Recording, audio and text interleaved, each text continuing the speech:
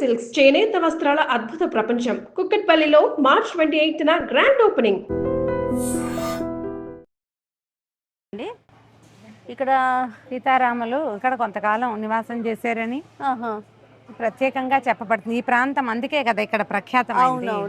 అయితే కొంచెం ఒక పర్ణ కుటీరం లాగా నిర్మించి పెట్టారు. సీతమ్మ వారి పాదాలు ఉన్నాయి, రాముల వారి పాదాలు, బంగారులేడి పాదాలు అవన్నీ ఉన్నాయి. ఇక్కడ ప్రత్యేకంగా అదే చెప్పబడుతుంది. ఈ ప్రాంతంలో సీతారాములు నివాసం చేశారని అక్కడ అందుకని అమ్మవారు ఆరేసిన చీర ఆరేసిన గుర్తులు, ఆవిడ వాడిన కుంకన్ రాళ్ళు అవన్నీ చూసాం కదా. అలా ఇక్కడ పర్ణశాలలో ఇక్కడ నివసించారు. రావణాసురుడు ఇక్కడి నుంచే సీతాదేవిని తీసుకెళ్లాడని, మాయలేడి కాళ్ల గుర్తులని ప్రత్యేకంగా మనకి ప్రతిమలు గుర్తులు చూపిస్తున్నారు చూడు. అవునండి, అవును. అదే ఇగో లక్ష్మణుడు, సీతామ్మవారు, ఇగో రావణాసురుడు ఆమెని మాయ వేషంతో. అంటే సీతారామ ఘట్టం మొత్తం రామాయణ ఘట్టం మొత్తం కనిపిస్తా ఉంది రామగారు. సీతాపహరణ ఘట్టం కనిపిస్తుంది. అది బొమ్మల రూపంలో తెలియజేశారు అనమాట. ఆవిడ పడిపోయింది. అగో రావణాసురుడు ఇగో జంగమదేవర వేషంలో వచ్చాడు. చెప్తాంగా సన్యాసి వేషంతో వచ్చాడు. రమ్మగారు కుటీరం కూడా చూడండి, బాగుంది కదా.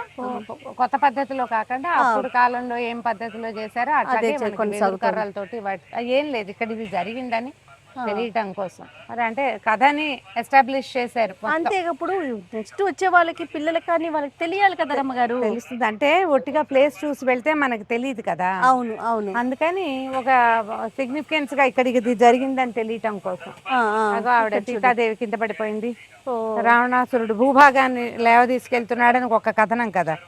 చేతిలో పళ్ళు గిళ్ళు అన్ని బయటపడిపోయినాయి. సీతాపహరణ కథనే చూపిస్తుంది. ఇక్కడ జరిగిందని కదా. అవును, అవును. ఇక్కడ నుంచి తీసుకెళ్లిపోయాడని. ఇక్కడ నుంచి వెతుక్కుంటూ వెళ్ళిన రాముల వారు దీని తర్వాత కదా కిష్కిందకి పంపా తీరం మధ్యలో శబరిని కలిశాడు. అవును. తర్వాత పంపా తీరానికి వెళ్ళాడు. ఇదే ఆ ప్లేస్ అన్నమాట. అయితే ఇదే ఆ ప్లేస్. ఇక్కడే శూర్పణకి ముక్కు చెవులు కోసారని అదని చెప్తారు. ఈ ప్రాంతమే అని అన్నమాట. అందుకని మనకి ఇట్లా కనిపిస్తుంది. బంగారు లేడి పాదాల గుర్తులు కూడా చూపించారు కదా. అవును, అవును. ఉంది ఆసక్తికరంగా. అంటే భద్రాచలం వచ్చిన వాళ్ళందరూ ఎక్కడ సీతాపహరణం జరిగిందో ఆ ప్రాంతాన్ని చూడడమే చాలా ముఖ్యమైనది. ఇప్పుడే మనకి ఇక్కడ ఏముంది, 2 యుగాల నాటిది. ఇంకా ముందు ఎప్పుడో జరిగింది, మనం ముందుగా చెప్పుకుంటున్నాం. అవును, అవును. అంటే ప్రత్యేకంగా కనపడుతుంది. కొంచెం అడవి వాతావరణం అవి ఉన్నాయి కాబట్టి మనకు బాగా ఇంకా బాగుంది. కాకపోతే ఇప్పుడు మనకి సీతారామ కళ్యాణం ఉంది, శ్రీరామ నవమి ఉంది కాబట్టి కాస్త హడావుడి కూడా ఎక్కువ. ఎండగా ఉన్నా కూడా జనాలు బాగా కనపడుతున్నారు. ఓకే. ఇదేమిటో రమ్మగారు? అదే మొదలే మనం మొదట చూసింది. అదో సీతారాములు అక్కడ బంగారు లేడి కనిపిస్తుంది చూడు. ఆ వైపు బంగారు లేడిని పెట్టారు. సీతారాములు చాలా అద్భుతంగా అనిపిస్తుంది. అంటే మనకు అసలు ఏం జరిగింది అనేది ఒక క్లారిటీగా చక్కగా. ఎవరైనా గైడ్ ఉండి 4 వివరాలు చెప్పాడు అనుకో, అప్పుడు ఇంకా బాగా వెళ్ళి కాస్త పూర్తిగా అర్థమవుతుంది. ప్రశాంతంగా ఉంది వాతావరణం కూడా. కొంచెం ప్రజలు ఎక్కువ ఉన్నారు, ఫ్లోటింగ్ పాపులేషన్. అయితే టెంపుల్ కి కాస్త ఒక 40 కిలోమీటర్ల దూరంలో ఉన్నట్లుంది రమ్మగారు. ఇది కదండి, 1 గంట ట్రావెల్ చేస్తాం. అవును, అవును. ఎండగా ఉన్నా కూడా బాగానే ఉంది. సీతమ్మ వారి చీర అక్కడ చూసాము. తర్వాత ఇప్పుడు రెండో ప్రాంతం. కానీ దేవాలయంలో ఎంత బాగున్నాడు. ఆనుకుని ఉన్న దేవాలయంలో ఉన్న రామలక్ష్మణులు, సీతారామలక్ష్మణులు, ఆంజనేయ స్వామి లేడు సన్నిధిలో. సీతారాములు లక్ష్మణుడు కూడా నిలబడి ఉన్నట్టు.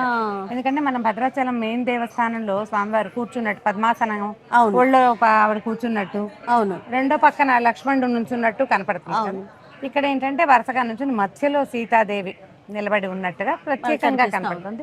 అంటే స్వయంభూగా స్వామివారు వెలిచారని ఆంజనేయ స్వామిని ఎదురుగుండా పెట్టారు, ప్రతిష్ఠ చేసి ఉంటారు. ఆంజనేయులు కూడా ఎంతో మంచి కళగా ఉంది. అంటే మనకి దేవాలయంలో కూడా ఒక పురాతనమైన భావం కనపడుతుంది. భద్రాచలం వచ్చిన వాళ్ళు తప్పకుండా చుట్టుపక్కల 2 ప్రాంతాలు చూస్తాం కదా, చూసి వెళ్ళిపోకుండా ఒక్కసారైనా ఈ పర్ణశాల ప్రాంతాన్ని కూడా దర్శిస్తే పురాణ ప్రాశస్త్యం కూడా మనకు తెలుస్తుంది ఈ ప్రాంతానికి ఉన్నది. అవును, అవును. బాగుంది, చాలా బాగుంది రమ్మగారు. మంచి ఎక్స్పీరియన్స్. మర్రి చెట్టు కదా ఇది, పంచవటి కదా. ఇక్కడ వటవృక్షాలు 5 ఉన్నాయి కాబట్టే దీన్ని పంచవటి అన్నారు. వటవృక్షం అంటే మర్రి చెట్టు అన్న 5 మర్రి చెట్లు ఉన్నాయి. ఇది పురాతనమైన మర్రి చెట్లు. ఒకటే చెట్టారా మొత్తం కలిపి ఒకటి, మొత్తం మీద 5 ఉన్నాయి ఈ ఏరియా మొత్తం కలిపి. అందుకని 5 వటవృక్షాల సముదాయంలో చల్లగా ఉంటుంది, ప్రశాంతంగా ఉంటుంది అని చెప్పి ఇక్కడ పర్ణశాల నిర్మించుకున్నారు. ఆంజనేయ స్వామి చూడు ఎంత బాగున్నాడు. అందుకనే దీనికి పంచవటి అని పేరు. అవును. ఇక్కడ ముందు ఒక శివాలయం కూడా ఉంది, రాముల వారు ప్రతిష్ఠ చేసిన శివాలయమే. అది కూడా ఒకసారి వెళ్ళి దండం పెట్టుకుంటాం. అలాగేనమ్మా. కాదమ్మా, పైనుంచి ధారాపాత్ర కనిపిస్తుంది అంటే శివలింగం ఉంది. మధ్యాహ్నం అయ్యేసరికి మూసుంది, కానీ మనకి చూడు గంగా పార్వతి సమేత అమ్మవార్లు ఇద్దరు కనపడుతున్నారు. అవునమ్మ గారు. బాగున్నారు ప్రత్యేక.